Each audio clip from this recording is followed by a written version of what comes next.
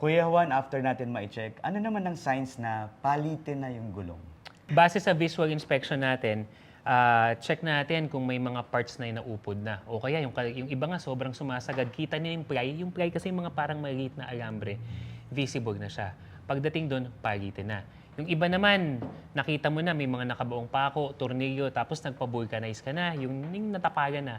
Kahit na proper pa ang pressure ng gulong mo, lalong-lalo na kung babiyahe ka ng malayo, palitan mo na rin yung gulong. Kasi meron ng risk na yung gulong mo, pwede na yung ma-flat ulit, sumabog, kasi yung integrity ng makeup ng gulong mo, hindi na siya buo.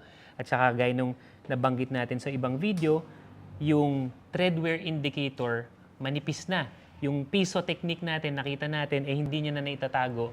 Yung year nung barya natin, manipis na yung goma, pagitin na rin siya. Meron bang mga consequences, Kuya Juan, pag ang gulong mo hindi siya fit for travel? Ang primary consequence talaga dyan, safety. Yun ang pinakamalaking posibleng mangyari, maaksidente. Huwag naman sana. On a lesser degree, imbis na maginhawa ka na lang, let's say, papasok sa trabaho mo, pupuntahan ka kung saan ka man pupunta, imbis na maginhawa kang nakabiyahe, mahahassle ka pa. Ang problema niyan, kapag inabutan ka ng flat tire, nasabugan ka ng gulong o kung ano man, tapos walang vulcanizing shop o repair shop sa paligid mo, mas malaking hassle pa. Imagine mo, kung 2 hanggang 5 minuto na iti-check mo yung gulong mo, makakasave ka ng ilang oras na mahahassle ka kapag na-stranded ka dahil lang sa flat na gulong.